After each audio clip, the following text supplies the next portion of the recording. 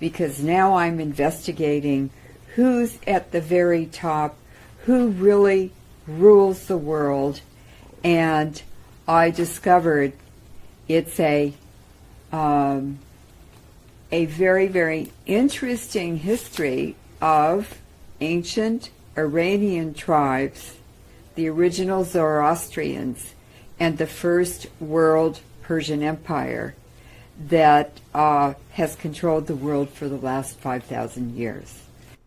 The interest behind the Jesuits, the entities that created the Jesuits during the Renaissance in Italy, it was none other than Alessandro Farnese, a Persian.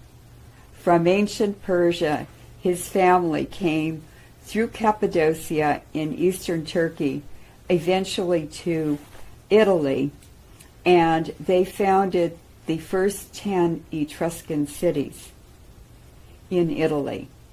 And when those were razed, they destroyed them, and they created the Roman Empire. The Romans, the Etruscans, the Holy Roman Empire, they're all Iranians, they're all Persians, it's all Persian blood. Italians are Iranians. Their practices, their beliefs, their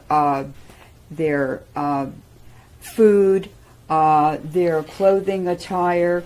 The Pope, for instance, wears a papal tiara dome, the papal dome, which is called the papal tiara. Well, that's what men in charge of tribes in Central Asia wear. They wear those very large domed hats. And some of the women do also if they're a leader of the community. And then the red slippers that the Pope wears, those are Central Asian slippers. You see them in India a lot and in Asia. So there are many, many cultural ties and legends and religious practices that indicate over and over and over again that the Italians are really Iranians. Mm-hmm. And Romania was named for the Roman soldiers, the Iranian equestrian nomadic fighters, warriors, were brought to Romania, to Eastern Europe, and they were the soldiers, the Roman soldiers for the Roman Empire. So you see this fingerprint of Iranian DNA everywhere. And 14,000 years ago, DNA studies of a particular Iranian tribe indicate there was a mutation in the DNA. The most extreme expression is red hair and blue eyes, light blue eyes. And then more moderate expressions are blonde hair, green eyes, hazel eyes, gray eyes. You see a lot of Afghanis with gray eyes. And so now you can walk around the Davis campus or get on a train or walk by some friends sitting on the steps of a building, and you can start talking to them, and you can tell they have Iranian blood. But it has to be from both parents. It's a recessive gene. So that really got me started. Mm-hmm. And now it's my understanding that Aryan came from Iranian. That's the right. synonym. So that's right. It has migrated down into our most recent history, the history of World War II, yes. Global Depression. Yes. So what I'm hearing from you is that this extensive history that goes back millennia, right? Yeah, thousands of years. Thousands of years. Yes. We're witnessing I don't know if it's the end game or not, but we're witnessing the contemporary expression of this bloodline in 2016. Mm-hmm. Yes. And I don't know where you're going with this, but we're talking about a global network with one template carrying all of this out. Mm-hmm. And it's originates with those ancient Iranian bloodlines. Mm-hmm. And they have 10 bloodline families that sit on a council, and they're the ones who advise the Jesuits. The Jesuits work for the Iranian bloodlines, and the Jesuits were created by Alessandro Farnese, who became Pope Paul III in the Renaissance.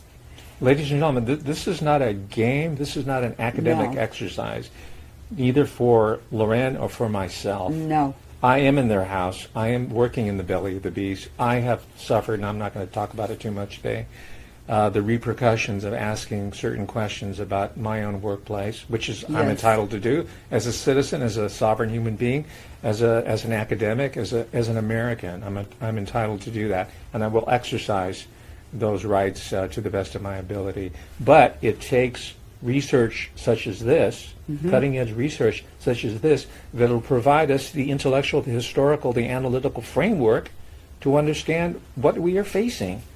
Because so far, these people have been very good in veiling the truth and hiding it, because the Rockefellers own the University of Chicago. The Russell Trust runs Yale University. All these bloodlines control information, scholarship, and every single aspect, and sciences, of course, almost every single aspect of our lives that shape our world. It traces back to the Jesuits. It traces back to Mesopotamia, to the Kabbalah and the Talmud, which were magic cult instruction books. And they recommended pedophilia in children, but they had to be under 8 years old. And it's in the Kabbalah and the Talmud. And properly practicing Jews, I'm not including them, they follow the Torah. The Talmud and the Kabbalah are satanic. The Babylonian Talmud. Is that what it is? Yes. Okay. Those are satanic cults. And are those satanic cults controlled, or were they created by these ancient Iranian bloodlines? Yes, they were. Please expand. For instance, the Aldobrandini is one of the ancient Iranian bloodlines. It's a famous Italian family. And Al-Dob, Al is the, Dob is devil, Dini. Al-Dob, The people of the devil. Yeah, the people of the devil. Wow. So they're definitely satanic. They're proud of it. They're open about it. We have a website, lorenmurray.info, and we have a Rothschild ball with photographs of the Rothschilds and their guests and members of their family doing satanic practices. This is the masked ball photos? The masked ball. And by the way, they're called Venetian masks, aren't they? Yes, they are. Right. Yes, yes, yes. So we can see the cultural and the historical continuities, ladies and gentlemen. And the Venetians were Iranians. Well, yeah, you alluded to that. That's why I interjected that, because I'm interested in masking. But the Middle East, these Mesopotamians, all of Eurasia, we know now from DNA studies done over the last 5 years, especially by Russia, all of Eurasia was settled by Central Asians. Please talk a little bit about the DNA studies, and I assume that these studies are coming out of the Human Genome Project, right? No, they wouldn't be coming out of the Human Genome Project, which is American. They're coming out of Russian scientific research. All right. Because this DNA, from our conversations, this DNA research provides the scientific backing that helps support this hypothesis or this theory in the making. It's irrefutable. It's ironclad, and I think this is probably the most important development in this type of research. It's hard science. It's not fantasy. It's supported by definitive DNA analysis, and you can trace the distribution of these different peoples, these different tribal groups, and how their culture and their religious practices migrated across the world, and how they have been transmitted to us down here to 2016 are embodied in people like Linda P.B. Katehi. Right.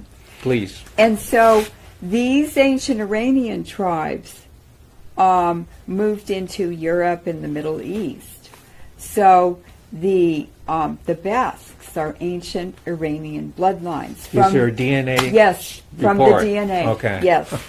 The Berbers in North Africa in the Altai Mountains, the Basques, the Berbers, and the Kurds all came from the Hittites. And there's DNA research on Yes, that? this is from Okay. DNA research and also language similarities. All right.